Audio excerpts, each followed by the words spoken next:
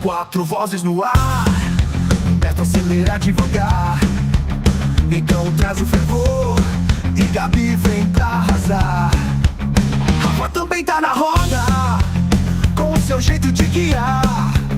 No ponto tudo e mais um cast, a velocidade é nosso leste.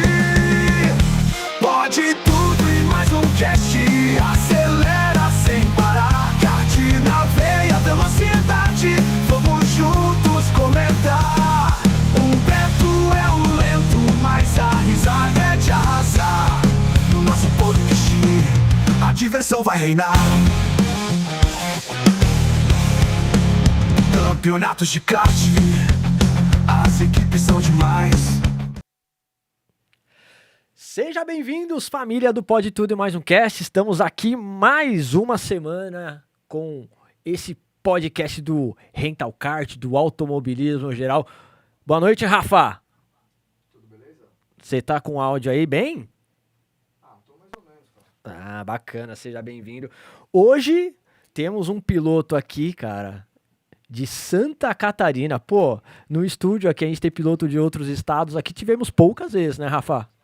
É isso aí. Pô, galera, quero apresentar pra vocês o convidado de hoje, Eric Schotten. É isso aí, Eric? É isso aí.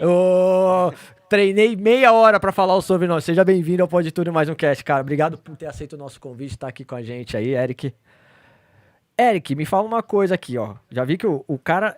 Quantos anos você tem, Eric? 18. 18 anos, mas tem já um currículo dentro do automobilismo de fazer inveja a muita gente aí, tá? Tem passagens pelos Estados Unidos, competiu no kart do cadete, kart júnior, Fórmula Delta, foi campeão na Fórmula Delta, inclusive, tá? E ele vai falar um pouco de toda essa experiência pra gente. Então, Eric, me fala uma coisa, da onde surgiu o amor pelo automobilismo, assim? Veio de família ou você que despertou, assim, no vídeos, jogos, como que foi tudo isso aí? Bom, primeiro obrigado pelo convite, por estar aqui, bem bacana, tá podendo fazer um bom papo. E começou, é bem engraçado o jeito que começou, porque na verdade na minha família não tem ninguém do automobilismo, né? Meu pai nunca correu, meu avô nunca correu, meu sobrenome nunca esteve nas pistas até eu chegar. E aí eu tinha meus 8 anos, 7 para 8 anos, eu pedi um kart de presente. Perdão, eu pedi um quadriciclo de presente. E aí meu pai falou, olha, um quadriciclo não tem onde andar, é perigoso, você vai ficar capotando isso aí. E de fato não era o quadriciclo, eu queria aquela velocidade, aquela emoção, gostava disso. E aí meu pai falou assim, um quadriciclo, que tal um kart? Aí eu falei, mas o que é um kart? Ele me mostrou um vídeo, aí ali foi praticamente amor à primeira vista. Eu assisti, acho que 5 minutos de uns cadetinhos, a galera pequenininha andando de kart. Falei, eu quero isso. E aí onde eu morava, em Rio do Sul, lá em Santa Catarina, onde eu nasci, onde minha mãe também nasceu. E aí a gente... aí tinha um kartódromo lá, pequeno, mas é um kartódromo bem organizado. Eles continuam fazendo corridas até hoje. E aí meu pai comprou o kart, a gente foi andar a primeira vez, andei a primeira vez na chuva, foi Começou no melhor cenário. Comecei no melhor cenário. Eu até brinco que eu tava com uma calça jeans, eu tenho essa foto guardada até hoje, aquele capacete de moto, calça jeans, um casaco ali, pegando chuva, rodando na pista e literalmente não só rodando como fazendo voltas, mas rodando no próprio eixo, né, porque na chuva. E aí peguei gosto e curti, gostei daquilo. Amor à primeira vista. Amor à primeira vista. Meu pai foi o mecânico ali meu por um tempinho, até que a gente demorava 3 horas para conseguir entrar na pista só para ligar o kart de manhã cedo. Aí ele falou, não, vou achar alguém que faça isso. Aí, nesse meio do caminho, tava o Cavalli, que é um grande amigo meu lá de Santa Catarina. Inclusive, acho que 2 meses atrás, eu fiz uma prova com ele e o filho dele. A gente venceu a prova, um Endurance lá em Rio do Sul, que eu voltei para lá depois de tanto tempo fazer uma corrida.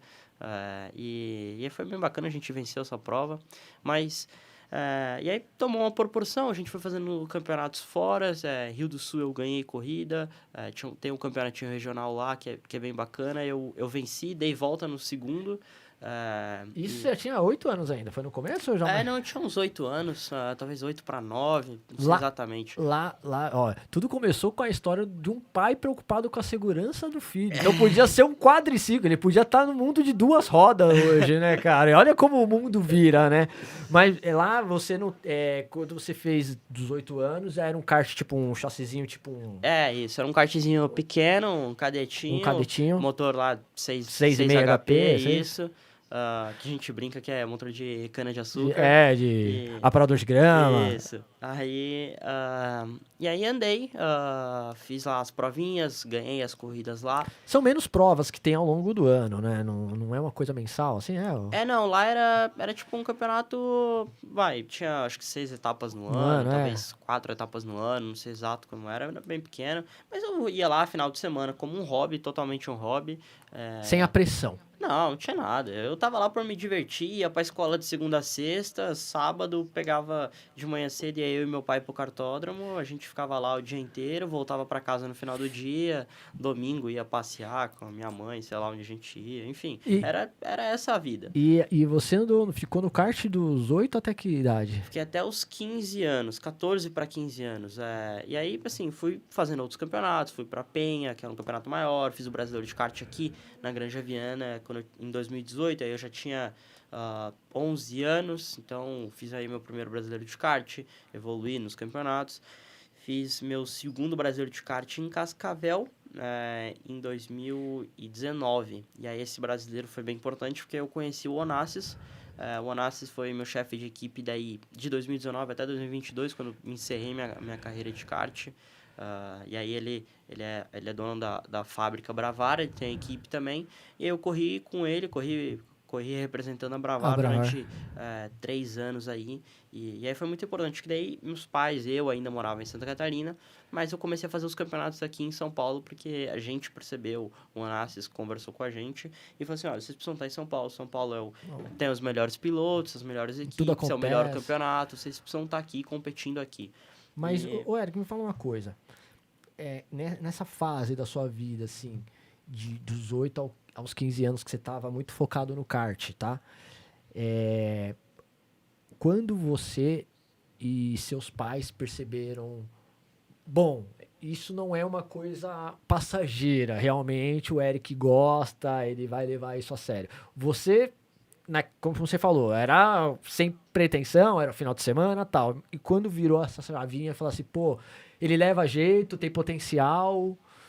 Assim, eu acho que quando eu fiz meu primeiro Brasileiro de Kart em 2018, Você já tava eu ainda tinha 11 anos, então eu não tinha consciência, mas talvez ali foi feito, olha, isso aqui pode ser, vamos dizer, profissional de kart. A gente ainda não pensava nada fora, a gente não pensava em turismo, fórmula, a gente não tinha muito essa dimensão. Talvez meu pai já tinha ido pensando, mas eu não tinha essa consciência. Talvez ele via, novo. Isso. Mas você não tinha entendido. Mas também não dava muito pra prever, sabe? O que vai ser, ainda mais ali 11, 12 anos, tudo muda muito rápido, né? Eu posso do nada, não quero mais correr de kart, quero... Porque... Ali começou já olha, eu não posso ir para aniversário dos meus amigos porque eu vou estar em corrida, eu tô viajando, eu já comecei a faltar nas aulas, que assim, por um lado era legal, mas também era muito mais difícil, porque eu tinha que ficar recuperando as aulas. Então, começou a inverter ali, começou a criar, assim, uma responsabilidade. Começou é isso mesmo que você gosta? Tipo... Esse é um hobby que você gosta mesmo? Porque vai te cobrar algumas Porque você está coisas. deixando algumas coisas de lado. Então, ficar viajando, meus pais me mandavam de avião para São Paulo sozinho, eu vinha para cá, ficava no Onassis 2 semanas. Vamos falar, pessoal de casa que tá nos acompanhando. Tô falando com o Eric aqui, que tem 18 anos, morou fora do país sozinho, hoje vive em São Paulo só, então, ou seja, você criou uma maturidade... muito antes do que normalmente as crianças. No kart, você acha que hoje a gente tem alguns amigos que estão com filhos que estão iniciando a carreira no kart muito mais novo do que você. Você acha que 8 anos hoje no kart foi uma idade ideal para aquele momento? Hoje você acha que ficar meio tarde, teria que ser mais novo? Como que você tem essa visão Não, do assim, começo de carreira? era... Lógico que começar antes é melhor. É. Mas não significa que você vai ter mais resultado ou menos resultado. Legal. Porque no final das contas, nessa idade, eu acho que é muito mais a maturidade do piloto, de ele evoluir, de ele ficar mais esperto. E o kart acelera bastante isso. Então, se você começa mais cedo, você, teoricamente, você tem uma aceleração ali no desenvolvimento da pessoa e do piloto. Sim. Então, quando tá o molequinho lá, ele vai pra escola, pô, ele já tá mais esperto, ele já na rodinha de amigos lá, ele já é o cara que mais zoa, sabe? Já não é menos zoado. E isso é uma realidade que acontece. Muda o lado pessoal também. Sim, muda muito. Então, tipo, desde que eu antes do kart, pós-kart, eu antes do Fórmula, pós-Fórmula, antes do turismo, pós-turismo, são sempre aprendizados muito grandes. Principalmente esse primeiro ano, quando você leva porrada da vida, aí você evolui muito, sabe? Mas não é que é uma evolução que você percebe, mas ao longo do tempo, de repente você vai vendo, cara, olha o tempo que eu já adiantei, entendeu? Você começa a olhar por, às vezes, pessoas que têm 18 anos, que não tiveram a experiência que eu tive de vida, por exemplo, de ir pra fora, de morar sozinho, de competir em tantos campeonatos, de ter essa pressão desde cedo. Você acaba olhando, cara, isso fez bem pra mim, sabe? Então, E você soube lidar muito bem com isso, né? então, se hoje, por exemplo, parei por inúmeras razões, dei uma porrada, bati, vou ter que parar de correr. Hoje já tenho você já entende que fez bem, entendeu? Então, não pensando só na carreira, nas conquistas como piloto, mas como pessoa, isso já fez muito bem. Mas claro que tem muita coisa ainda que eu quero fazer na vida. Quero correr na Europa, ainda não corri na Europa. Quero disputar campeonato mundial. Tem a Stock Car, que tá logo aí. Então, tem bastante coisas que podem acontecer. Tem campeonatos de IMSA, que também não acho que vai demorar. Então, tem bastante coisa. Mas, a gente, só para não me perder aqui, então, essa maturidade foi conquistando muito cedo, e aí eu fui entendendo que podia ser profissional, ou que começou a tomar forma justamente por isso. Porque começou a ter algumas obrigações, meus pais começaram a ter algumas conversas comigo, porque também começou a representar um tempo e financeiro da minha família maior. Sim. Então, automaticamente, meu pai me passou algumas responsabilidades. Porque ele falou, olha, se você está criando essa responsabilidade familiar, você também tem que ser sua responsabilidade como piloto. Então, desde cedo, acho que esse lado meio alemão do meu pai, ele foi me passando algumas coisas. E aí, eu fui sempre aceitando, eu sempre não tinha problema com nada. Eu não tinha problema de deixar de aniversário de amigo meu, de faltar isso, ou faltar viagem escolar, porque estava competindo. Não tinha problema nenhum. Tava nem aí, eu queria correr e tava feliz com isso, sabe? Então, por muito tempo, final de semana, eu acho ali de 2019, acho que foi 2019, sexta-feira, meus mecânicos, antes de eu conhecer o Onassi, meus mecânicos eram lá de Penha, eles moram em Penha, onde eu morava era Timbó, que morei muito tempo, meus pais estão lá até hoje, e lá dá 1h30 de Penha. Tá. Então, eles pegavam o caminhão da equipe, porque eles tinham vendido o carro deles para eles comprarem um caminhão da equipe, para aumentar a equipe e tudo mais. Compraram o caminhão de equipe, eles me buscavam na escola na quinta-feira, e a gente treinava quinta-feira à tarde no cartódromo de Indaial, que era ali pertinho, meia hora. Eles dormiam lá em casa de quinta para sexta. Sexta me buscavam na escola de novo. Sexta-feira a gente ia pra Penha e eu treinava sexta e sábado. Então, eu fiz isso por quase um ano. Então, por quase um ano, eu não tinha quinta-feira à tarde, não tinha sexta-feira à tarde e não tinha sábado, e só domingo eu voltava para casa. Então, eu não saía com meus amigos, não saía sexta, não saía sábado, porque estava ali em função do meu esporte, que no final eu estava gostando disso, mas tinha essa responsabilidade por trás. Cara, como mobiliza tudo, né? Porque mobiliza além de você, a sua vida, dos seus pais, também os seus do pessoal da equipe, né? Exato. E eles foram muito parceiros com isso, eles toparam isso, e isso foi bem bacana, que acelerou muito o meu desenvolvimento, porque imagina, todo final de semana na pista, treinando, Isso foi bem legal. E aí isso foi importante para um ano depois, um ano e meio depois, eu ficar vindo para São Paulo e não ter problema. Porque eu já comecei Você a já estava conviver acostumado. todo final de semana fora de casa, dormindo em outras casas. A gente acredita que, às vezes, talvez, uma das grandes dificuldades dos pilotos é acostumar a estar longe da família, né? Que é sempre o pessoal, quando o pessoal pergunta assim, qual que é a maior dificuldade quando você foi pra fora? Putz, ficar longe da família e tal, mas... Não que foi fácil pra você, mas que você teve um processo de adaptação mais fácil. Pra ser bem sincero, pra mim não foi difícil por ter essa vivência desde cedo, sabe? Tá. Então, tanto é que, uma briga ali, que não era bem briga, mas uma das coisas que meu pai conversava comigo quando eu estava nos Estados Unidos cara, você precisa ligar pra sua mãe, porque eu não me importo que você não me liga, mas a sua mãe se importa que você não está ligando pra ela, sabe? E porque passava 2 meses, passava 1 mês e meio, eu não tinha nem ligado pra minha mãe. Cara, Só que assim... você tava num processo meio natural, normal pra você. Tranquilo na minha vida, sabe? Eu tava... É claro que eu ainda não era responsável pelo meu cartão de crédito, então eu também estava seguro na minha vida porque eu tinha uma família responsável por trás ali, exato. apoiando. Mas eu estava focado, eu viajava, a equipe que resolvia toda a minha logística, eles me passavam tudo, então eu Estava amparado. Eu estava bem amparado e assim, eu acordava segunda-feira, 6 horas da manhã e ficava lá, ia pro simulador, eu ia pra equipe, então eu morava a 5 minutos da equipe, lá em Indianápolis mesmo eu morei, né? Isso eu tinha 15 anos já. Isso foi logo quando você saiu da equipe Bravar aqui? Não, isso foi pós-Fórmula Delta. Então, só resumir pra gente chegar até aqui rapidão. Passou o kart, 2019, fui pra Bravar, fiquei até 2022, quando eu disputei a graduados de kart. Só que, no mesmo ano de 2022, e aí assim, fui terceiro colocado no Catarinense 2 vezes, fui terceiro no Open do Brasileiro, tive Copa do Brasil que fui segundo lugar no quali, aí tive quebra na classificatória em quinto na final.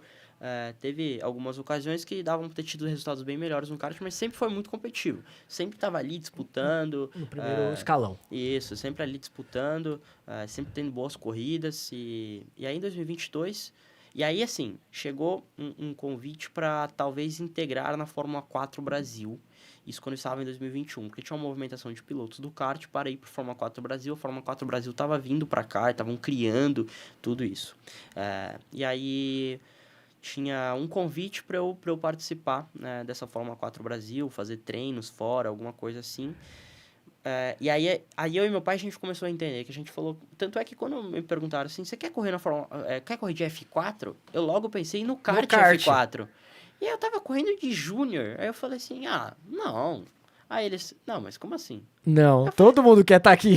Aí eu falei, não, mas Fórmula 4? Achando que era o F4, tipo kart, sabe? Sim. Aí eles, não, Fórmula 4, de carro, não sei o quê. Aí eu, opa, agora você tá falando minha Aí você língua. entendeu a categoria, o que era, né? E aí eu tinha entendido a dimensão que era. Só que... E aí eu e meu pai começamos a conversar, então a gente sempre foi muito... transparente sobre as decisões, sempre entendi o budget real que eu tinha ali. E o pé no chão, né? Isso, de patrocínio, de família, dessas coisas. E aí veio esse convite e a gente olhou, olha, a Fórmula 4 talvez ainda não seja o melhor momento. Vamos fazer, porque daí ou eu fazia a Fórmula 4 ou eu fazia Delta e kart. Aí a gente falou, olha, vamos fazer Delta e kart.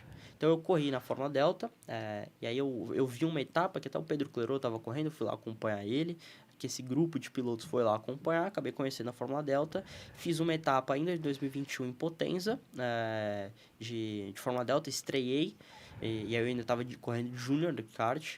E aí, no ano de 2022, eu fiz a Graduados, que é a principal categoria de kart do Brasil, onde é a mais competitiva, tem lá os melhores pilotos, que é de 15 até, acho que, 28 anos. Mas aí meio que você pode ficar até o quanto tempo você quiser passar dos 15 anos. Então, a galera é muito experiente, é um ritmo muito forte. E aí, eu fiz a Fórmula Delta em paralelo. Então, eu fiz o Campeonato Paulista de kart Graduados, com o Onassis da Bravar. Não fiz brasileiro e nem Copa do Brasil, para focar...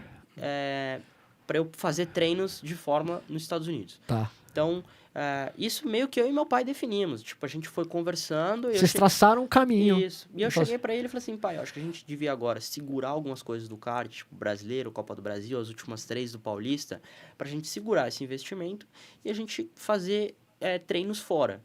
Porque aí, enquanto eu estava na Fórmula Delta, eu comecei a ganhar corrida, aí eu disparei, eu comecei a ganhar corrida, eu já era líder do campeonato na segunda etapa. A primeira etapa eu era vice-líder do campeonato, porque o P1 eram 2 pilotos empatados e eu era terceiro, que na verdade era segundo em pontuação. Porque eu fiz terceiro. Aliás, segundo. E aí, na etapa seguinte, eu venci as 2 provas, já assumi a liderança do campeonato, e aí venci 4 corridas na sequência, recorde de vitórias naquele ano, foram 9 vitórias de 20 corridas, então 45% das etapas eu venci, e fui campeão naquele ano. Só que no meio do caminho eu já estava pensando, e agora, o que eu vou fazer? É a escolha, né? Porque você seguiu esse caminho de seguir pra Delta e pro kart, mas ali não para, né? Que Exato. a gente sempre fala, você saiu de uma etapa, abriu uma bifurcação, você fez uma escolha. Aqui ou aqui. Isso. Chegou outra etapa, abre outra. Exato. Qual o caminho? E aí vai ficando cada vez mais difícil você tomar a essas decisão, decisões. imagino. Porque daí cada vez elas representam mais na sua carreira, porque no kart, beleza, uma coisa você vai definir equipe, vai definir categoria no máximo, mas é meio por idade, então você só vai fazendo escadinha. O que a gente fez, eu sempre fui adiantando a escadinha. Então, sempre que tem naquele ano que você pode ficar na categoria ou subir para a próxima, eu já subia. Tá. Então, isso foi sempre uma escolha nossa e do Onassis também, que para acelerar o desenvolvimento. E aí, em 2022, no meio da temporada, a gente começou. E agora, o que a gente vai fazer? Sonho de toda criança, todo moleque, vamos Fórmula 1, é isso. É sempre o isso. pensamento. Você acha que é seu e da maioria dos pilotos? A maioria, sim. É difícil. É que, assim, agora as coisas que está sendo... As coisas estão sendo mais transparentes, está ficando mais claro.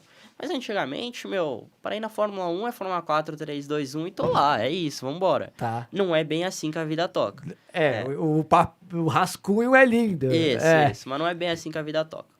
E aí eu comecei a conversar com algumas pessoas já influente, então conversei bastante com o Nas, conversei bastante com o Gui Marques. O Gui Marques chegou pra mim e falou assim, cara, por que você não conhece o campeonato dos Estados Unidos?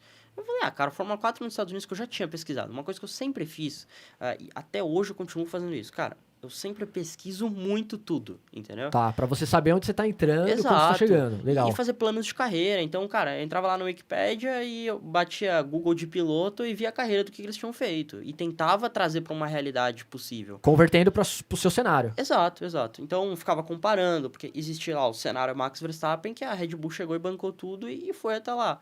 Isso é um cenário que não tem como trazer pra fora realidade. da curva. É isso, só que, assim, tinha um relacionamento desde o kart, porque ele estava na Europa desde o kart, entendeu? Então, é diferente, o pai já esteve na Fórmula 1, é um cenário diferente que eu não podia trazer para minha realidade. Então, pesquisei alguns pilotos que fizeram esse caminho dos Estados Unidos, eu falei, cara, talvez seja de fato legal. Pesquisei mais sobre o campeonato e eu entendi que não era sobre a Fórmula 4 Estados Unidos que ele estava falando, mas do campeonato do Road to Indy, que é um carro... Explica pra gente o que seria... Assim, é um carro parecido com o Fórmula 4 que eu corri, só que ele é um carro aspirado, não é FIA. Então, não é um caminho para a Fórmula 1. Ele é um caminho para a Indy. Então, não é como se fosse uma Fórmula 4 Brasil ou uma Fórmula 4 italiana nos Estados Unidos. Tá, só pra gente entender, a gente tentar entender pra quem não... Inclusive, conhecimento meu quero adquirir. O que muda de cada carro no Fórmula Delta, do F4 e nesse dos Estados Unidos? Então, assim, Fórmula Delta, ele é monogestão, então não tem equipes. Tá. É uma administradora. É a Minelli, que é o criador do carro, e ele é o gestor da categoria, ele cuida de todos os carros e faz toda a equalização dos carros. São iguais. Então, o setup é igual. O que eu posso mexer? Asa e libra. Tá. E libra também tem um limite. Eu tenho uma janela para trabalhar. Nem muito abaixo, nem muito acima. Tem uma janela. E a regulagem, então, da equipe, fica do seu chefe de equipe lá, fica em cima de calibragem e asa. Mas aí não é um chefe de equipe, é o trabalho do piloto e do coach. Tá, perfeito. Entendi. Então, o Denis Girani estava comigo, ele definia a asa, libra, e a gente analisava a telemetria, um board juntos, ele fazia assessoria como um coach, aí como eu estou fazendo hoje em dia e como ele ainda continua fazendo. Bacana, isso é o Fórmula Delta. Isso é a Fórmula Delta. O F4... Fórmula 4 Brasil, existe um campeonato que a FIA criou, que ele teoricamente, é uma cópia, muda um pouquinho, em todos os lugares do mundo. Então, é um caminho para pilotos saírem do kart, fazer fórmula e aí ir adiante, como Fórmula 3 ou Freca, ou agora Eurocup, como está crescendo. Então, é um caminho de fórmula para você chegar até a Fórmula 1. Todos os carros são fabricados pela Tatuus, muda um pouquinho o motor, mas é tudo, acho que motor 1.6 turbo, dos cavalos mais ou menos parecido, roda tudo igual, pneu cada um tem o seu fabricante, aqui anda de Hankook, mas na italiana anda de Pirelli, então Tá. aí cada um escolhe seu Cada pneu. país, cada Isso, região isso. tem, Mas- então, muda alguns detalhes apenas. Mas o carro em si o princípio é meio que o mesmo. princípio é o mesmo. Legal. Abre para equipes, as equipes compram um carro, contratam, os pilotos contratam uma equipe e é isso. Já nos Estados Unidos não tem nada a ver com a Fórmula 1. Eles falam assim, cara, a gente é a gente. Então, eles não usam graus Celsius, usam Fahrenheit. Eles falaram assim, se a gente usa Fahrenheit, vamos fazer o nosso campeonato. Não é uma coisa mundial, vamos falar Exato. assim. Segue uma linha meio que local. Mas é que os Estados Unidos, o mundial pra ele é ele, entendeu? Tá. Os Estados Unidos não se importa muito com o mundo, ele se importa com ele. Isso meio na vida geral, assim, do americano. Isso é um pouco do que eu aprendi com a cultura deles. E aí... E o carro deles? E aí o carro deles também é fabricado pela Tatuus, muda algumas coisas e o motor, ao invés de ser 1.6 turbo, é um 2.0 aspirado. Tá. Mais ou menos a mesma potência, mais ou menos o mesmo tempo de volta, só que é eles que fazem tudo. Certo. Lógico, eles contratam a Tatuus lá para fabricar o carro, mas eles que desenvolveram e fizeram tudo. E aí eles fizeram a escadinha muito bem feita. Então o Road to Indy tem o SF Junior, o SF 2000, o SF Pro 2000, Indy Lights, que agora é Indy Next, e a IndyCar. Tá. E aí eles têm um sistema de bonificação que, se você é campeão, você ganha 70% do running da próxima temporada. O running é o custo para você correr. Então, ele te dá em premiação da categoria. Dá em pneu, dá em motor, dá em custo de inscrição, dá em combustível, que são os patrocinadores da categoria do Road to Indy, que agora é o SF Pro Championship, que bonifica o piloto se ele é campeão. Putz, é uma baita ajuda. Isso é uma baita ajuda, porque dá 70%, vai dar uns 60%, assim. Cara. É muito bom. E aí eu entendi, eu falei, cara, isso deve ser muito legal. E aí eu tinha alguns contatos que fizeram contatos com os Estados Unidos e aí tinha essa possibilidade de treinar. Então, por isso que ali em 2022 eu falei assim, pai, vamos segurar essas corridas aqui, ó, e vamos para os Estados Unidos treinar. A gente precisa definir o ano que vem, vamos treinar e vamos sentir o que é. E aí eu fiz esse teste com a Exclusive Autosport, aí eu já estava sendo campeão, eles de lá já estavam cientes que eu estava para ser campeão na Fórmula Delta. Já tinha feito minhas corridas de kart, e aí a gente foi aí pros Estados Unidos, e aí o treino foi muito legal, eu performei muito bem, andei no seco, na chuva, eles gostaram de mim, eu gostei deles, e a gente fechou, dia 16 de janeiro eu tinha meu primeiro treino, então dia 3 de janeiro eu tava voando pros Estados Unidos. O teste foi em novembro, no meio de novembro a gente já tinha assinado, dia 3 de janeiro eu tava indo pros Estados Unidos, meus pais foram junto. Dia 10 de janeiro, acho que eles voltaram, eu fiquei lá... Seguiu a vida. E segui a vida. Setembro eu vim embora. Cara, e me fala uma coisa, assim, apesar das diferenças de carros, assim, como que é a adaptação? Porque, um exemplo, a gente sabe que além do piloto tem muita preparação hoje, muito mais fácil, talvez de simuladores e tal. Isso você tinha também acesso lá nos Estados Unidos? Sim, sim. A equipe não tinha simulador, porque quando eu fui lá, ainda era meio novidade isso. Tá. E não era tão comum as equipes comprarem simulador e fazerem na própria casa. Porque tem que desenvolver uma estrutura, não é tão simples. Você precisa ter um engenheiro para isso, você precisa ter um cara que entende ali do TI para isso. E você precisa ter que os pilotos morem perto para ir para lá e executar um dia inteiro de treino. No meu caso, eu morava do lado, eu podia ter feito. Mas o que eu fiz? Eu só comprei o simulador e coloquei na minha casa. Então, eu montei o simulador. Lógico, não montei com aqueles projetores Não o primeiro do enorme. mundo. Eu montei um baita simulador, um simulador bem legal. Eu tinha um bom force feedback ali, que é o que te passa a sensibilidade da pista. Mais eu tinha próximo possível. Isso, eu tinha um bom pedal. E aí eu tinha três telas, assim, para passar mais a dinâmica do carro. E eu montei em casa mesmo, na casa que eu morava lá. E aí fiquei treinando sempre. Então, assim, acho que as 2 primeiras etapas, eu não treinei nada no simulador. Eu olhava on-board, ia na equipe, olhava on-board, pegava minha bicicleta, ia lá na equipe, falava com o engenheiro e falava assim, e aí, freia onde? Ele falou, freia no 50, aqui freia no 100, aqui você entra de quarta, terceira, eu anotava no papel, Aí pegava um onboard com ele, então eu levava meu computador e falava assim, posso baixar um onboard? Aí tinha lá, eu volto as referências, eu baixava, volta a referência, ia pra casa, colocava lá no meu computador, no notebook lá, ficava assistindo, anotando tudo. Passou-se 2 etapas e aí eu já montei o meu simulador. E aí eu montei meu simulador e eu comecei a treinar todo dia no simulador. Então eu ficava ali 3, 4 horas fácil por dia. Putz, você pegou a parte teórica de uma forma natural e botou prática Isso. no simulador e na pista posterior. E aí depois o que eu fiz? Eu peguei o simulador e aí eu aplicava a teoria real, entendeu? Então não é que eu ia pro simulador e ficava lá Pra girando. andar. Eu pegava, ia na equipe, tinha acesso às coisas, entendia como era pilotar na vida real, perguntava as coisas ao meu engenheiro, chegava no simulador e ficava andando. Então, aí o iRacing que eu usava, cara, ele é impressionante, muito bom, a pista. A pista ela é muito fidedigna ao que realmente é na vida real, cara. Tá. Isso é impressionante, o iRacing lá. E aí tinha um carro da USF 2000, eu corria na USF, na USF Júnior, eu só tinha que mudar algumas coisinhas lá que também era fácil, e ia pra pista e ficava treinando, e era bem bom, cara. Então adiantou, porque as 2 primeiras etapas do ano a gente teve treinos antes, então eu chegava, treinava. Na terceira etapa em diante eu não conhecia as pistas. Sim, pra você é a primeira vez de tudo, Exato, né? porque em Sebring, que era a primeira etapa do ano, eu já tinha treinado, aí tinha o Intercities, que era Sebring de novo, e Homestead, mas Homestead também era tranquilo.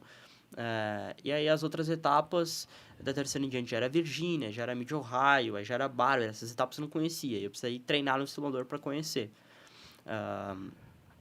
E aí mais ou menos foi isso, então eu usava bastante o simulador todos os dias na minha própria casa, e aí claro, depois de um tempo, tinha um engenheiro que foi morar onde eu morava, porque onde eu morava era a casa da equipe, entendeu? Certo, então a equipe tinha uma residência. Você tinha outros pilotos? Isso, eu morava junto com um neozelandês, ele é o Jacob, continua sendo meu amigo até hoje, e aí a gente jogava golfe junto, a gente tinha uma hamburgueria ali perto, que é Brew Burger, lembro até hoje, cara, porque era muito bom, e era tipo hambúrguer sem glúten, sabe? E pra mim isso era novidade, porque eu não posso comer glúten nem lactose. Você fala assim, me encontrei. Não, e era assim, era do lado, eu atravessava a rua, cara, era muito bom. Um dos problemas você não teve, resolveu aí, né? Esse eu Imagina. resolvi. E assim, muitas coisas eu também tive que aprender. Aprendi a fazer comida. A primeira refeição que eu aprendi a fazer foi um macarrãozinho lá. Então já aprendi, macarrão já aprendi a fazer. Já sai. Grudei alguns, outros ficaram melhor. O arrozinho foi o próximo passo. Começou a fazer os treinos de gastronomia. Isso. Aí frango. Aí eu comecei a fazer frango. Aí eu começava a colocar uns frangos muito grandes. Aí no meio eu ficava cru e na ponta queimada. Aí depois eu comecei a descobrir, aprender a fazer melhor. Não, sou um expert em comida, mas pelo menos vai Fome legal. não passa mais. Não, vai legal. Cara, e você ficou quanto tempo nos Estados Unidos? Fiquei, cara, 10 a 11 meses, assim. Tá. Foi de janeiro ali, final de setembro. Uma baita outubro, experiência. uma baita experiência. E como que é... Você correu não somente com americanos, você correu com pilotos de outros países Sim. também junto. Mas como que é essa relação? Cara, assim, eu convivi muito com o neozelandês, que é o Jacob, e aí essa relação era engraçada, porque o jeitão australiano, assim, o inglês difícil. Primeira semana que quando eu cheguei nos Estados Unidos, ele tava viajando, então eu não conhecia ele. Aí na segunda semana ele voltou de viagem, aí ele falou uns 3, 4 em inglês lá que eu não tinha entendido nada, mas nada. Aí ele achou que eu tava zoando ele, porque todo americano zoa o australiano. Tá. E ele achou que eu tava zoando ele, ficou bravo comigo. Eu falei, cara, eu não tô te zoando, velho, eu não estou entendendo. Aí ele, tipo, meio que foi entendendo, porque o meu inglês também não era muito bom, sabe?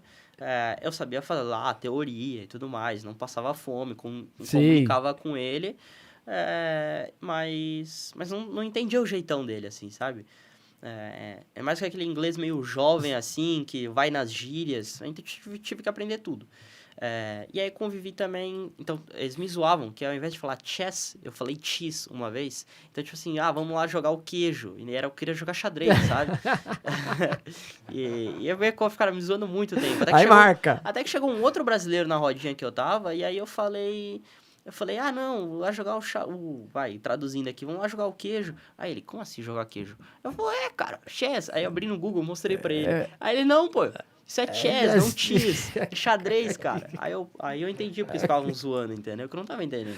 E me fala uma coisa, essa experiência dos Estados Unidos, assim, acho que teve essas resenhas, assim, que vai acontecer, mas perrengue. Ah, cara, perrengue teve um que eu fiquei preso pro lado de fora, que é isso que eu comecei a contar em off.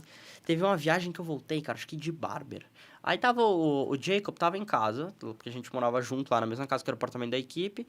Aí ele... Só que, cara, eu cheguei 3 horas da manhã de domingo pra segunda-feira, assim. Então, cheguei do aeroporto, me deixaram em casa, peguei minha mala, só que a chave da casa tinha ficado no meu capacete, que eu deixei na equipe.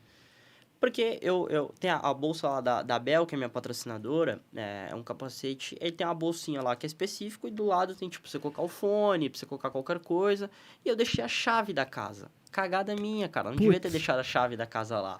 Resumindo... Vou deixar aqui que eu não vou perder a chave de casa. Esse é o meu pensamento. intuito. Exato. Eu tenho um problema com chaves também, cara. E aí, assim, cheguei em casa, 3 horas da manhã... E assim, tava nevando, um frio, velho, um frio. Isso era bem no início do ano, isso era em fevereiro, ainda tava naquele final de neve, assim. E aí, assim, o apartamento da equipe lá tem, tipo, a área comum que você consegue acessar o elevador sem chave, pra você subir e descer. Tá. Mas você não consegue entrar pra área dos apartamentos, sabe? E aí eu ligando pra ele,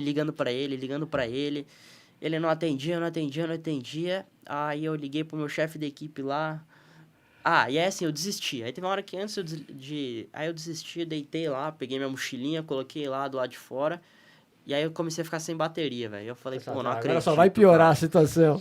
E eu falei, cara, não vou dormir aqui, né, velho? Que eu sou um brasileiro, 3 horas da manhã, alguém me acorda. Se alguém acorda 6 horas da manhã, vai sair, tem eu dormindo ali do lado de fora, não vai ficar uma imagem legal, né? Até eu explicar que eu perdi a chave de casa, meu, ainda mais sem bateria. Aí eu falei, cara, E agora? E assim, a porta tava aqui, eu conseguia ver o apartamento que eu precisava entrar. Só que eu não conseguia entrar porque eu não tinha chave. E ninguém entrava, porque daí o que acontecia? Eu chegava lá na frente do apartamento, dava umas porradas na porta, o Jacob ia acordar e abrir pra mim. Só que eu não conseguia acessar porque eu tava preso antes, tipo, lá no hall, né? E ninguém, 3 horas da manhã, cara. Quanto tempo você ficou lá de fora? Cara, eu fiquei umas 2 horas, assim, umas 2 horas e meia.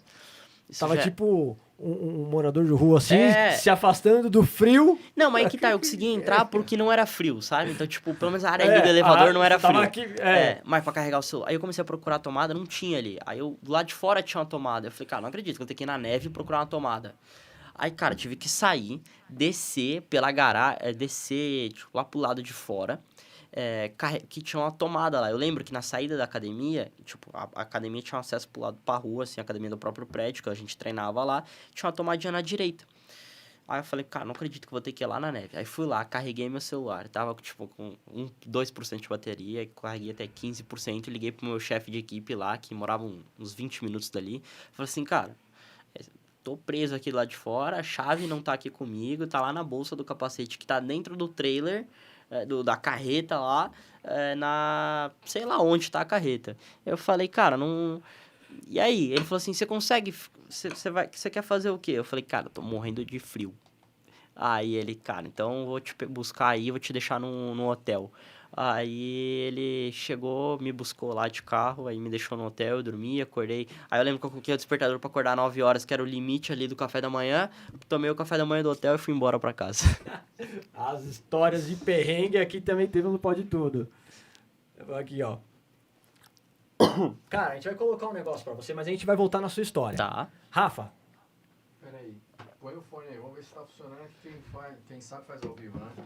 Vamos ver aqui. Vamos ver aqui. Vocês estão se ouvindo? Perfeito. Perfeito também. Perfeitamente, pera aí. Contagem regressiva.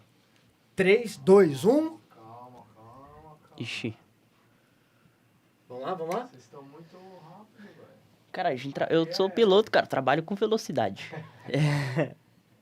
Olha lá, pronto. Foi. Falar do Eric é fácil, né? Porque é algo que a família toda está envolvida. Desde os 8 anos de idade, quando ele começou em campeonato citadino, lá em Rio do Sul, depois foi para os estaduais, depois foi para brasileiro, depois foi para a Fórmula Delta, depois foi para fazer carreira internacional, na Stock Light. Então, todo esse momento que a gente vive, né? O que começou com uma brincadeira, que começou a virar um esporte sério, e aí começou a virar uma carreira, né? A gente sempre está envolvido, a gente tem ótimas e ótimas memórias, recordações, a gente já viajou por esse Brasil todo, a gente já viajou para fora do Brasil também, tudo envolvido em corridas, então assim, tem cada situação que a gente está dirigindo pela estrada e fica lembrando, não só momentos de pista, mas em momentos, nesse hotel aconteceu isso, nesse posto de combustível eu esqueci isso aqui aconteceu lá, então a gente tem ótimas memórias, né? E muitos dos meus amigos, quando me perguntam por que você investe tanto dinheiro, coloca tanto dinheiro, é que o automobilismo é caro, não é barato, né? Mas a gente está criando memórias, né?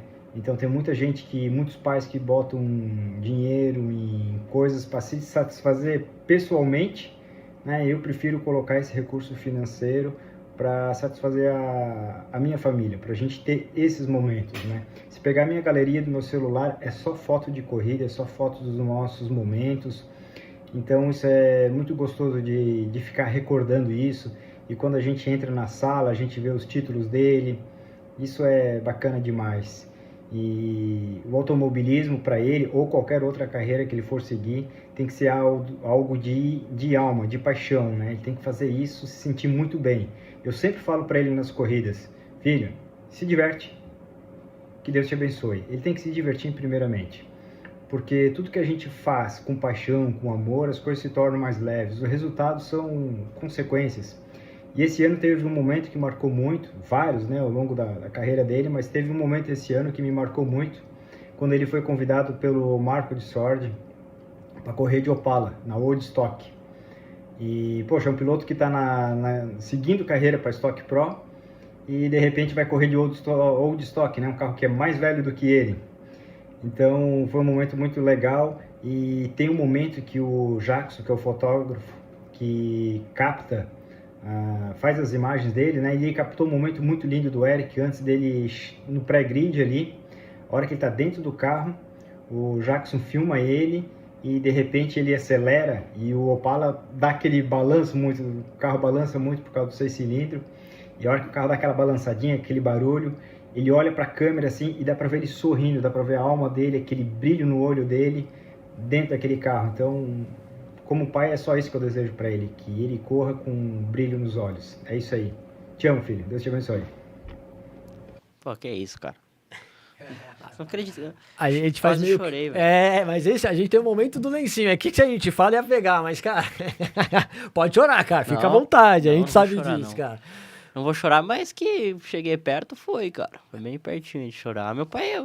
Cara, meu pai é a melhor coisa que tem no mundo, né? Meu pai, minha família, minha mãe também, sempre apoiando desde cedo. Meu pai gosta tanto quanto eu. Sério, cara. Tanto quanto e é eu. bacana que o seu pai falando assim, cara, ele fala de uma forma que você, tipo, claro, ele cobra, talvez, pela responsabilidade que você tem, que é a troca, né? Isso. Mas faz parecer tudo tão leve, cara. É. Porque a gente sabe que dentro do automobilismo é um momento bem de pressão. Todo mundo tá cercado.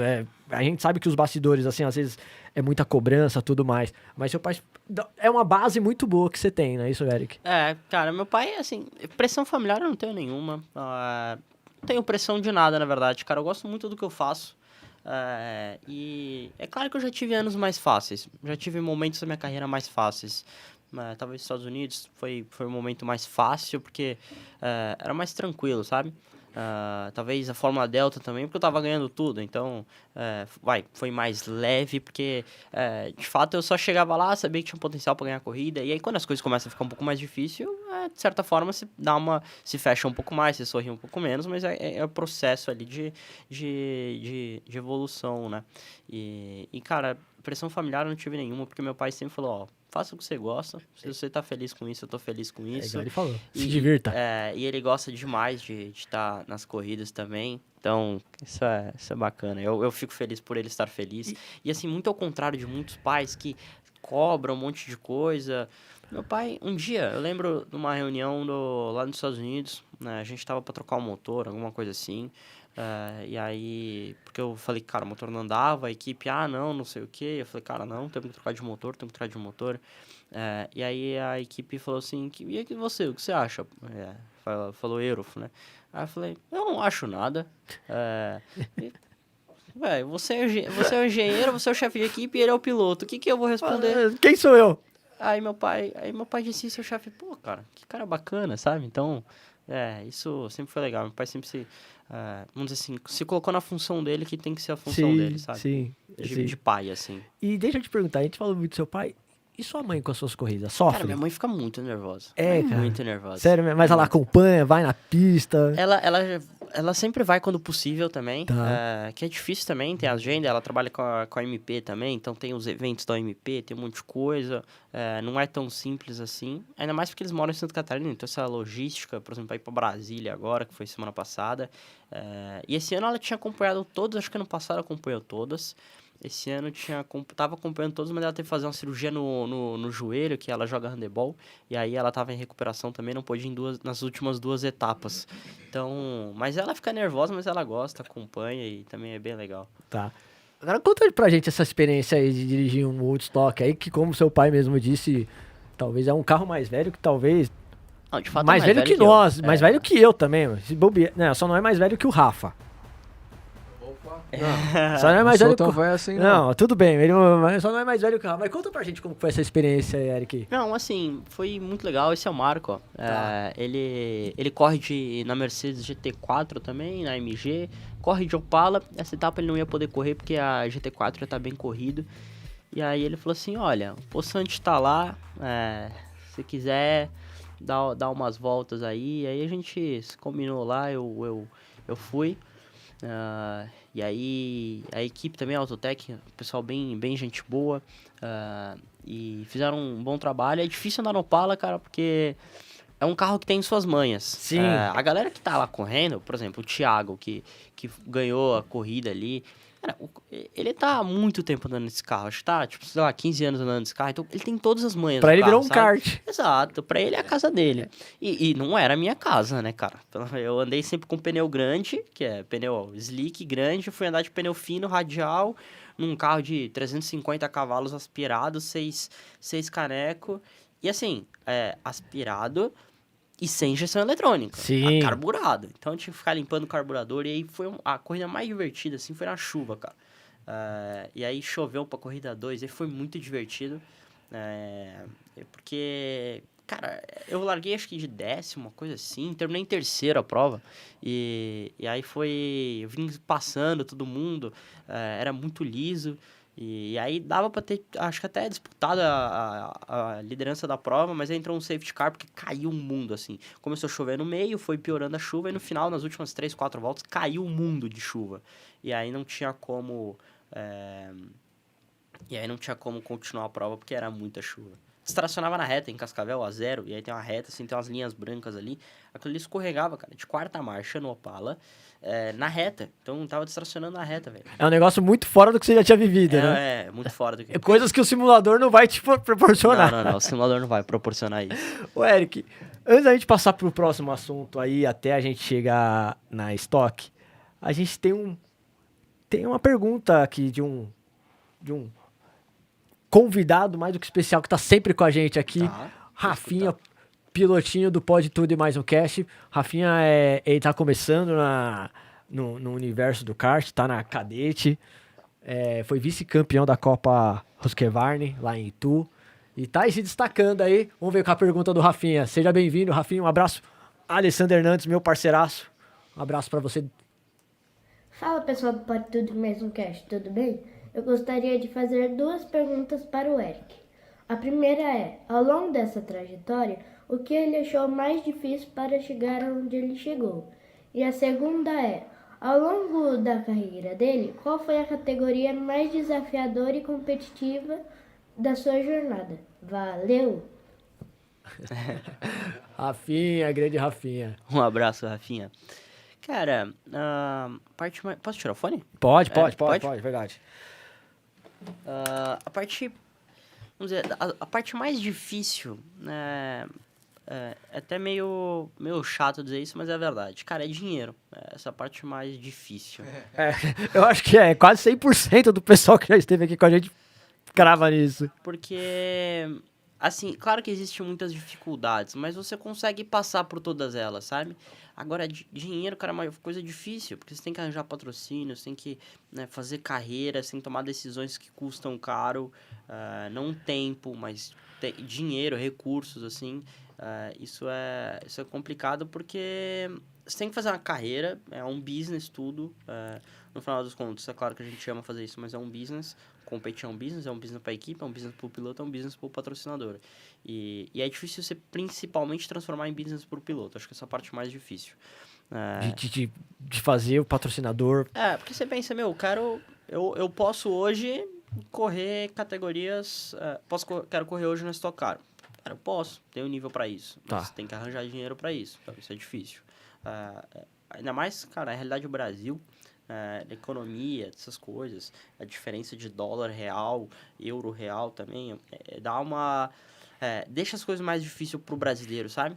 Porque, ainda mais pro brasileiro, cara. Quando eu fui pra fora... Você vê muita diferença nessa condição? Você fala dos pilotos de fora, pilotos estrangeiros, para ter um acesso a uma categoria melhor. Sim. Você acha que o caminho é muito mais fácil do Brasil? Cara, quando você nasce fora do Brasil é muito mais fácil. Sério? Muito mais fácil. Cara, por isso que a gente tem tanto pilotos ingleses, assim. Exato. Cara, porque, assim, beleza, eles respiram automobilismo tanto quanto a gente. Tá. A gente tem um automobilismo forte, a gente tem talentos muito bons.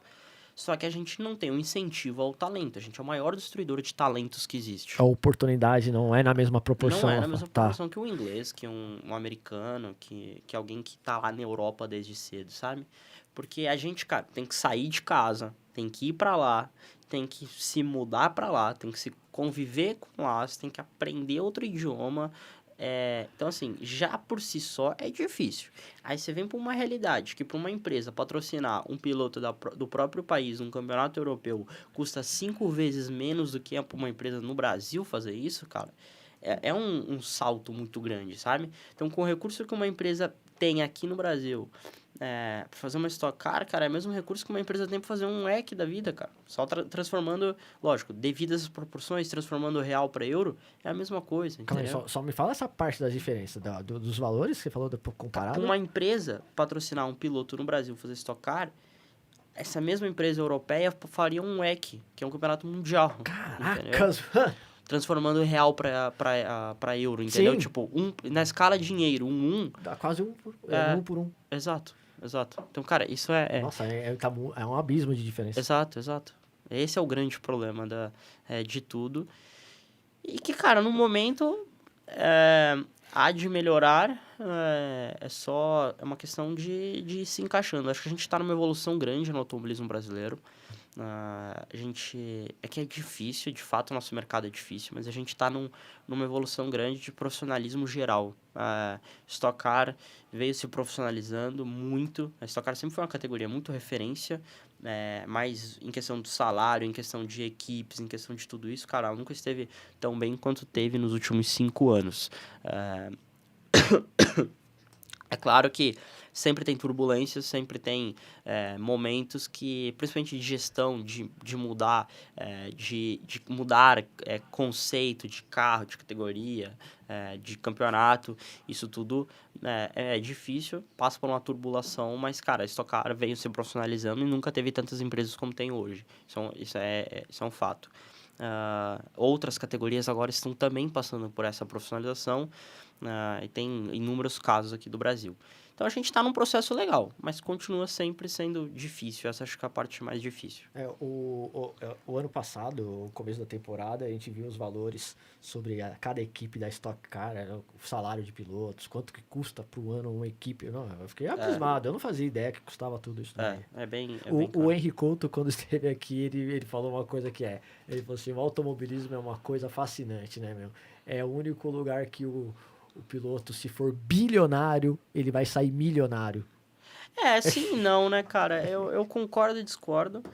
Há jeitos de gastar muito dinheiro, mas também dá pra ser muito inteligente você fazer dinheiro, entendeu? Sim, então, transformar no negócio. Quando você pensa no CNPJ investindo ali, há inúmeras formas de você ter ativação. Você tem publicidade, exposição. Porque é um negócio muito louco, que a gente falou de valor, né? Eu tava acompanhando uma matéria num canal no YouTube falando sobre os bastidores da Fórmula 1, sobre a área do paddock. Cara, e o que o paddock na Fórmula 1 oferece de negócios para muitas empresas que utilizam aquilo ali, que atrai clientes, tudo, que transforma aquilo ali num evento.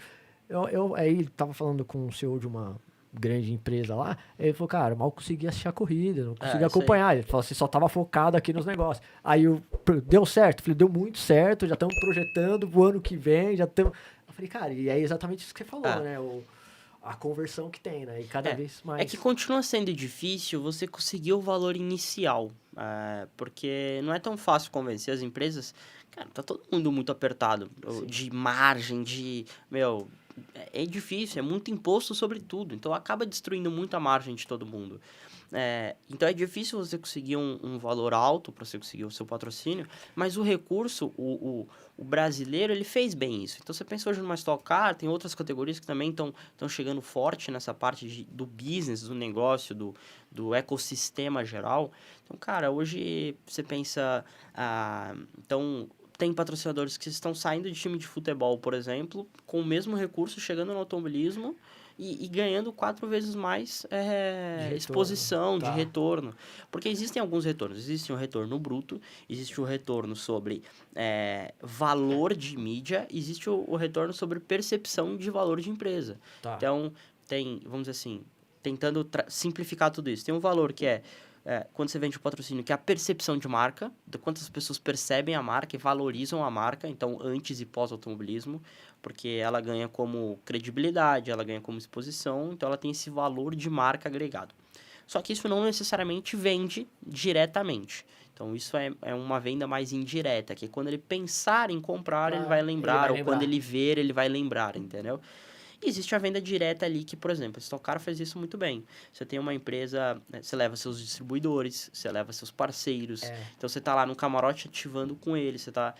O cara vende, sei lá, X de volume na sua empresa, representa X% do seu faturamento. É muito bom você dar com esse cara.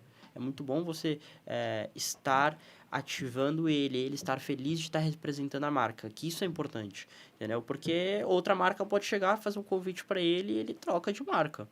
E aí, assim, porque convenceu ele por motivos N diferentes, porque no final das contas, cara, tá tudo muito, muito, muito apertado na margem. Então, não existe uma empresa conseguir um valor muito mais baixo do que a outra consegue. Então, é muito sobre a marca. A gente tá muito falando sobre a marca. E é isso que o automobilismo entrega muito bem. O camarote faz isso, o lounge faz isso, a ativação de box faz isso. E também tem, por exemplo, percepção de imprensa, de você estar na exposição. Isso aqui vale para a empresa. A Airbus aparecendo aqui, isso aqui vale para a empresa, entendeu? Ela tá no meu vídeo, ela tá na transmissão da TV, ela tá nas matérias que saem, tudo isso é importante, isso vale. E uma coisa existem esses números que é mais fácil é mais barato você comprar uma exposição através de um piloto do que você comprar direto na TV ou imprensa, entendeu? É mais barato. Porque o segundo na TV custa um absurdo. Exato. Só 30 segundos pra fazer um comercial lá. E custa 300 mil reais. Então, você coloca 300 mil reais num piloto e você dilui isso em várias aparições durante o ano, você tem muito mais exposição. Sim, entendi. Entendeu? Muito top. Cara, e a segunda pergunta do Rafinha, qual foi o maior desafio, qual a maior categoria que você mais teve? Cara, acho que o maior desafio tá sendo... A maior categoria de competitividade que está sendo esse ano na Stock Light. É claro que kart teve muitas, graduados é muito disputado, mas envolve muito parte de motor também, e aí... então, também você ter um motor muito forte na graduados ajuda. Não sei como tá hoje em dia, né? Porque agora mudou. Não é uma coisa tão equalizada. Agora é o KN, agora tem números diferentes. Mas Stock Light, vamos lá, o mesmo motor para todo mundo, é a Audace que faz todo mundo, é meio que o mesmo chassi para todo mundo, as equipes só constroem até onde pode o regulamento de forma diferente. Mas são muito parecidos, porque o regulamento é bem travado, então você não consegue inventar muita moda, sabe? Mais do piloto, assim. Que pista que é essa daí? Isso aí é Velocitar, né? Acredito que essa seja a corrida que eu fui pódio.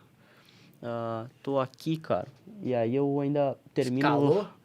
Escalei bem, cara. E, cara, esse ano foi um ano de bastante escalada, porque os qualifies sempre aconteceu alguma coisa. Fiz qualify com pneu que não aderiu tão bem, já fiz qualify com... aliás, já nessa última etapa quebrou o câmbio, então não fiz o qualify, tive que largar de 22º as duas corridas.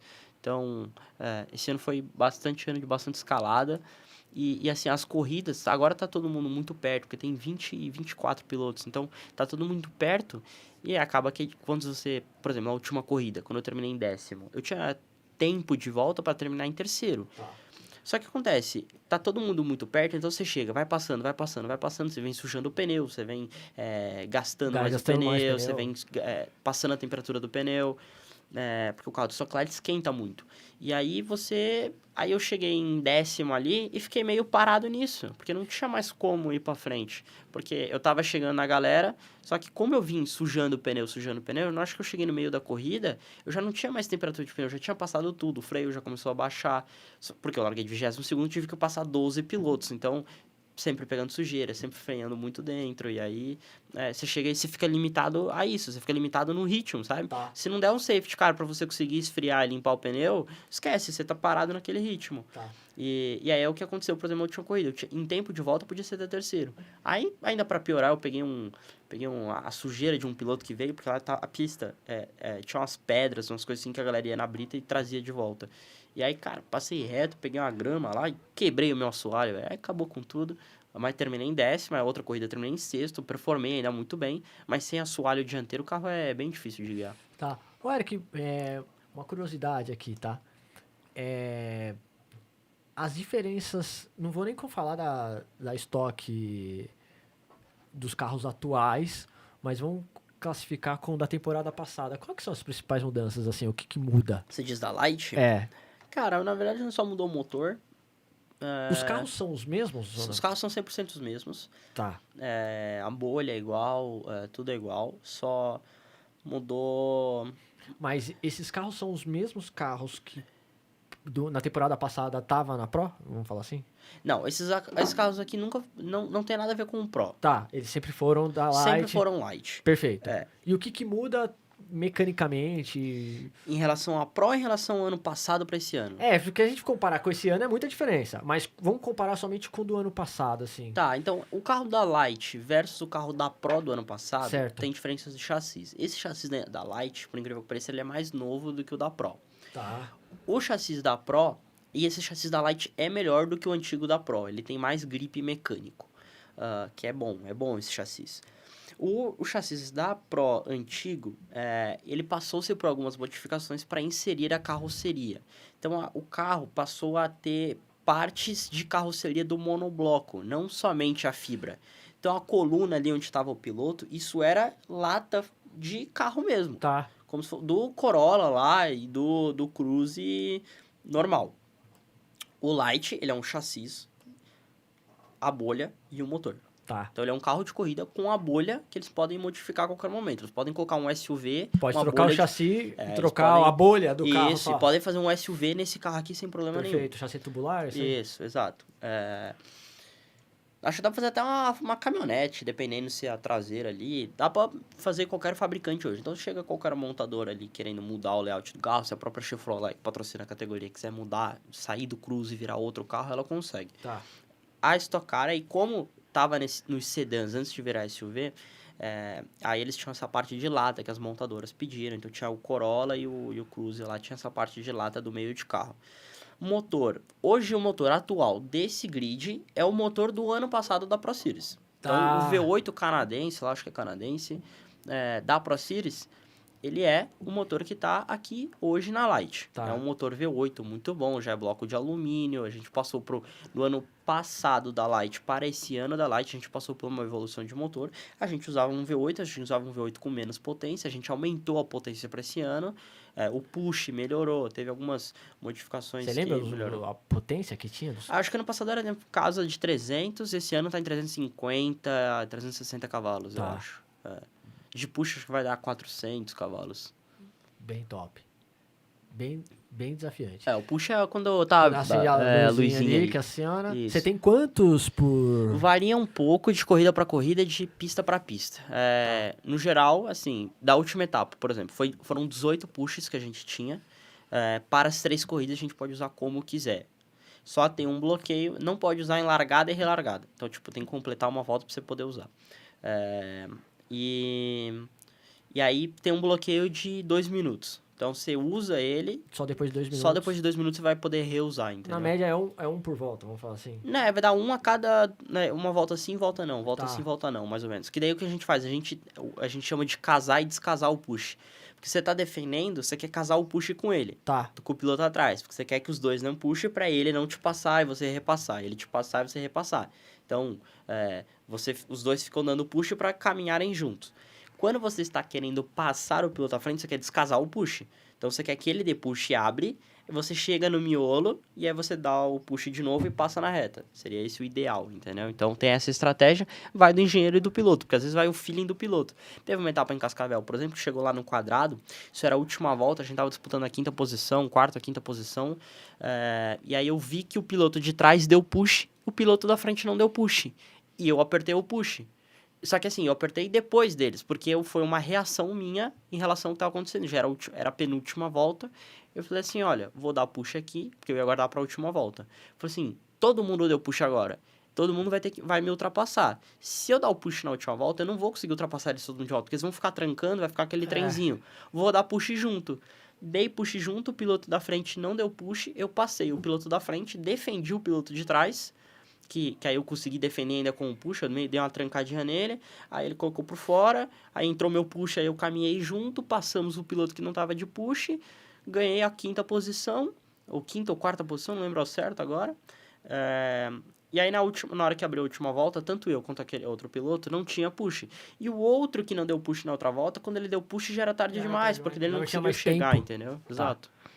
Cara, e... E assim, só observação, o engenheiro falou, puxe na última volta. Sim. Só que como eu tive situação do momento. o momento ali pediu, eu apertei. Então, é meio... Tanto o engenheiro pode dizer puxa ou não puxa, como você tem... O feeling o de feeling. saber da situação que você tá vivendo, né? Exato, Talvez exato. tem situações que só você vai saber daquele momento que o engenheiro, ele só tá na tela ali e não vai conseguir ter o time. Uma pergunta, assim, de bate pronto. Fórmula ou turismo? Ah, turismo hoje. Sério? É. Cara, a fórmula é legal pra volta rápida. Você fazer, cara, de Interlagos, fazer o S do Senna freando no murinho lá, que é a casinha que tem, que é depois de 50. Isso é legal? É legal. Mas uma vez que você tá no limite do turismo, também é legal. Porque você chega no Fórmula, você se acostuma com a velocidade. Então, não é que tá te dando medo. Ou tá te É que surpreendendo tem a sensação toda de vez. ser mais rápido, o Fórmula. Tem a sensação de ser mais rápido, mas você também se acostuma. Então, se torna natural. Na hora que você vai pro turismo, aquilo se torna natural pra você. Então, não é que tá mais rápido ou mais lento. Você meio que perde a percepção. Porque você sabe exatamente qual é o limite do carro, entendeu? Tá. Então, o que pra gente é como se a sensação de velocidade fosse o quão perto do limite do carro você está. E não o quão rápido realmente você está, entendeu? Porque a gente meio que perde essa percepção de velocidade. Um shifter, por exemplo, tem a sensação de velocidade maior que um Fórmula. Sim. Mas Não não é. significa que é mais rápido, Sim, entendeu? Entendi. E assim, as corridas de turismo, elas são mais legais, porque você tem disputas, você tem lado a lado, que no Fórmula não acontece, porque tem roda com roda, contato, essas E aí coisas. não dá bom. Não. Cara, você tem ali, você é um piloto que tem uma... Tô falando minha visão, tá? Talvez o Rafa também pode ter essa percepção. Você tem uma parte técnica diferenciada de muita gente que já conversou, não é puxando sardinha, não. E até trazer o próximo assunto aqui antes de encerrar. Você se ver no futuro do lado do box de engenheiro de equipe, chefe de equipe, alguma coisa? Porque você tem... Eu sei que o piloto tem que ser completo, né? Mas isso não é uma coisa para todos. Não é uma regra. Eu costumo conhecer bastante de regulamento, eu gosto de pesquisar muito. Cara, a verdade é que eu não paro, sabe? Então, tipo, eu vou fazendo as coisas, vou Você aprendendo. é curioso? Muito, cara. Então, Isso é bom. Tô ali na engenharia, tô de olho, entendeu? Cara, aprendi a alinhar um carro de corrida. Vou alinhar meu carro de corrida? Claro que não. Vou deixar quem faz Sim. isso todo dia. Então, o meu meca tá lá junto com o engenheiro alinhando o carro todo dia. Mas, cara, de tanto observar, eu aprendi. Você aprendeu. Entendeu? Então, ou outras coisas, de ficar observando, eu aprendi. É que eu sou um cara muito atento, assim, sabe? Então, tipo, eu gosto de perceber as coisas. E essas coisas você consegue também trazer pro lado positivo do quando você tá Cara, assim, na prova. eu já tiro benefícios disso. Então, na prova, essa estratégia de push, essas coisas, é porque eu também estou sempre percebendo isso, entendeu? Então, isso me ajuda, eu estou sempre muito atento. Isso é bom. Eu costumo errar pouco nas corridas, porque eu tenho esse foco, essa atenção muito evoluída, vamos dizer assim, que me ajuda muito. Numa volta rápida, não te ajuda tanto. Mas numa corrida, te ajuda muito, entendeu? Então, tipo assim, pensando numa volta rápida de quali, não te ajuda tanto. Agora, numa corrida, que você tem várias voltas, você tem uma adrenalina ainda maior, você tem gente atrás, gente na frente, estratégia, desgaste de pneu, temperatura, essas coisas te ajudam muito. Série de possibilidades variáveis. E também, cara, executando outros trabalhos como coach, por exemplo, me ajuda muito, entendeu? Então, pensando no ecossistema, essas coisas de patrocínio, essas coisas me ajudam muito em entender do contexto geral, sabe? Definir carreira, essas coisas. É muito bom o piloto não apenas saber ser piloto, mas gerir tudo, sabe? Então, parte de mídia, parte de imprensa, parte de tudo é importante. Porque você tocou num assunto que eu queria trazer aqui agora. Na Cascavel de Prata, você foi coach de um piloto. Isso. Aliás, na Cascavel de Prata eu corri. A de Ouro eu fui coach. Ah, tá. Eu achei que você tinha sido... Tá. Você correu na de Ouro... Não, eu corri na de prata e fui coach na de ouro, isso. Ah, tá, perfeito. O contrário, isso. Só para o pessoal entender, que era uma dúvida que eu também tinha, explique-nos a diferença da Cascavel de Ouro e a Cascavel de Prata, para o pessoal entender do que a gente vai falar. Assim, a Cascavel de Prata, ele é um regime que ele é gerido tudo pela Race Cup. Então, a Race Cup controla os carros, o regulamento prévio, claro que o restante é com a direção de prova, com a CBA, eles definem tudo. A corrida de Cascavel de Prata tem 2 horas, a Cascavel de Ouro tem 3 horas. A Cascavel de Prata é tudo Race Cup. Carros são organizados e geridos pela Race Cup. A Cascavel de Ouro cada um tem o seu carro, cada um tem o seu motor, cada um faz a sua vida. Você se inscreve o seu carro passa por um regulamento, pela vistoria, que vê, olha, essa gaiola tá aprovada, não tá aprovada, esse modelo desse carro tá aprovado, não tá aprovado, essa roda tá aprovada, não tá aprovado. Mas aí todo mundo já constrói dentro do regulamento e não vai ficar num sorteio lá. E aí as equipes e duplas se definem, fazem as estratégias que quiserem. Pode parar o momento que quiser, colocar o pneu na hora que quiser, abastecer quanto quiser. A Cascavel de Prata, meio que todo mundo abastecia tudo, porque não tinha como ficar controlando isso. Então, porque é uma equipe, uma grande equipe, mas para todo mundo. Então, eles abasteciam sempre tudo e não tinha troca de pneu. Mas o momento de parada era a estratégia do piloto e coach, entendeu? Então, eu tava eu pilotando, pensando também na estratégia. E aí, na Cascavel de Ouro, aí eu era full coach e full cara exclusivo da estratégia ali. Então, safety car parava, mas, esse safety estica, tem chuva, troca pneu, não troca pneu, abastece quanto, agora é splash and go e vamos. E qual que é o maior desafio? Onde você sente mais pressão? Quando você está sendo coach de alguém ali que o resultado, claro, o resultado, tanto você como piloto, depende de muita coisa assim, mas onde que você acha que a pressão pega mais? Que você viu o outro lado da moeda, né? Cara, vamos dizer, eu acho que é mais difícil ser o chefe de equipe ali. É mesmo? Foi mais difícil. Talvez porque eu não faço isso a minha vida toda. A tomada de decisões ali.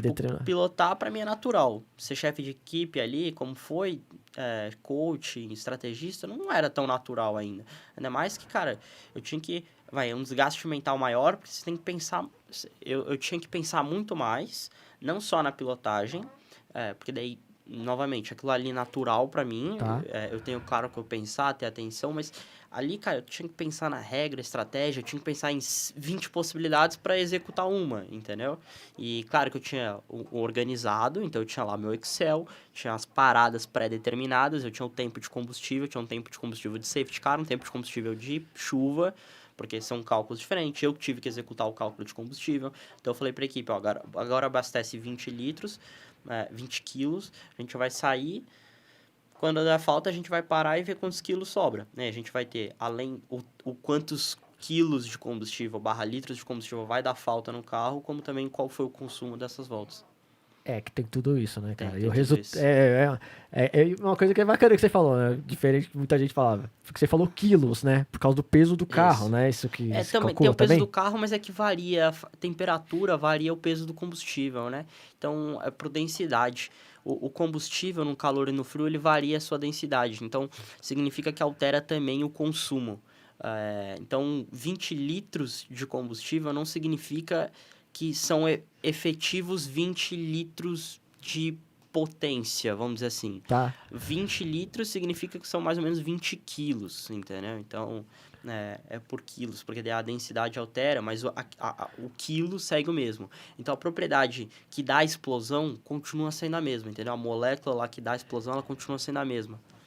Cara, automobilismo tem muita coisa disso que vocês não fazem ideia. Calibragem de pneu, tudo. Que também altera a impressão atmosférica, eu só que também descobri altera a isso. temperatura. Eu só descobri isso acompanhando, conversando com alguns mecânicos nas 1000 milhas que a gente Exato. fez no ano retrasado. E aí eu falei, cara, que loucura que é, né, cara? E você, então, e esse outro lado, é um lado que te despertou, assim, é um lado que você fala, cara, Assim, no momento final da minha carreira, eu acho que eu seria tranquilamente um chefe de equipe e teria talvez o business do background ali. Mas assim, depois de ganhar muita coisa, depois de tem muita coisa pela frente. depois de estar bem realizado na vida profissional como piloto, de ter ganhado tudo que eu gostaria de ter ganho, claro que talvez alguma coisa ou outra há de ficar difícil, mas a vida é aí, o que me espera eu não faço a mínima ideia, sigo trabalhando todos os dias para isso, treinando, seja no simulador, seja no kart, ou seja no carro mesmo, estou sempre dedicado a fazer acontecer, e no final ali, porque não dá para pilotar a vida inteira, o momento físico eu vou estar limitado, no Sim. momento que fisicamente eu estar limitado, Quando o corpo sentir. eu não quero sair disso, entendeu? Eu quero continuar fazendo parte do automobilismo.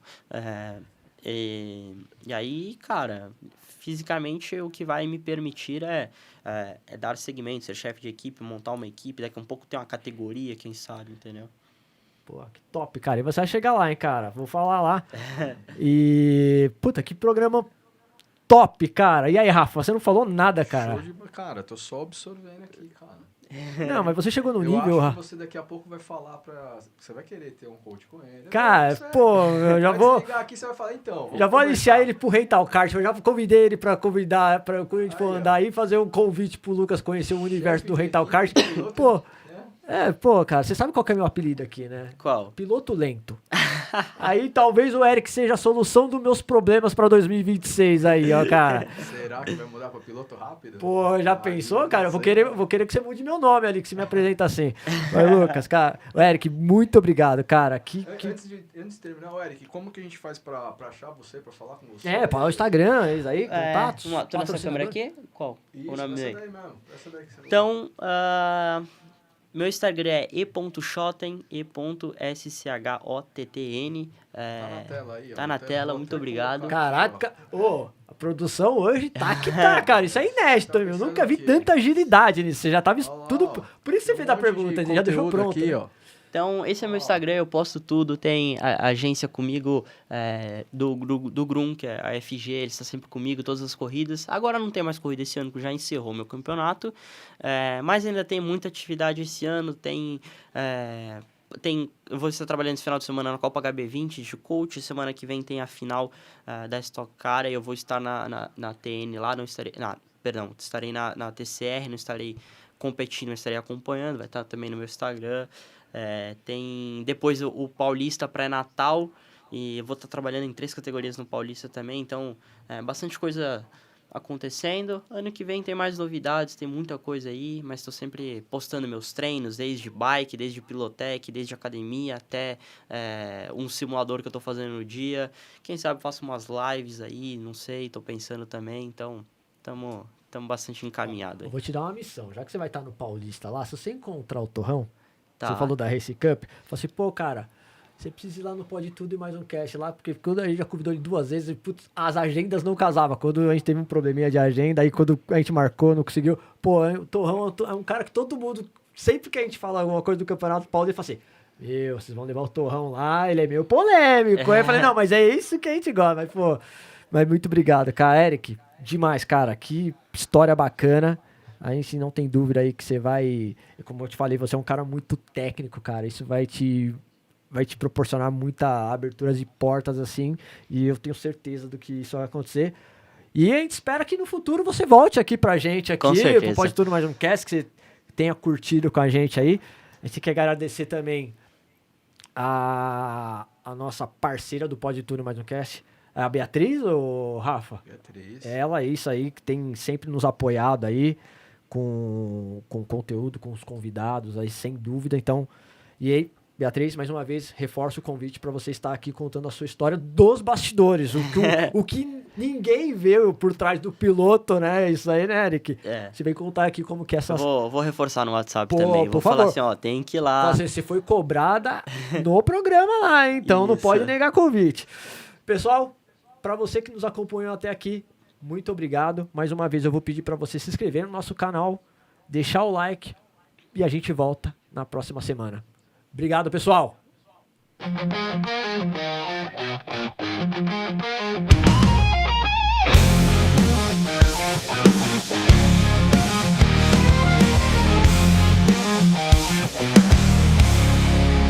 Quatro vozes no ar, Beto acelera devagar. Então traz o fervor e Gabi vem pra arrasar. Rafa também tá na roda, com o seu jeito de guiar. No Pode Tudo e Mais Um Cast, a velocidade é